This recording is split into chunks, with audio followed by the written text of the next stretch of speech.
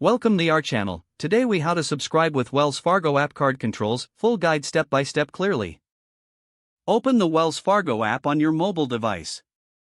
Log in using your username and password. From the home screen, locate and tap on the Account Services option. Scroll down to find Card Control and tap on it. Select the specific card you want to manage. Tap on Manage My Card. Choose the option to turn on or turn off card controls. For subscription management, select Add Subscription.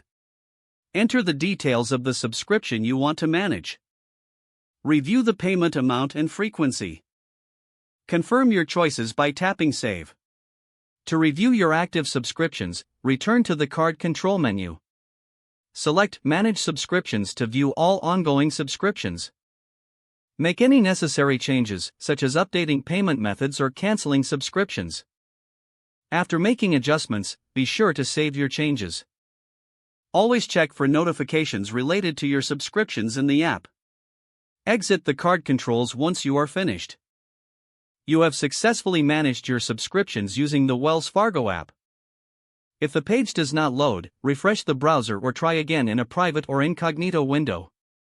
Make sure you are using the correct email address, then retype it carefully to avoid small typos. If your password is not accepted, use the reset option and create a new strong password you can remember.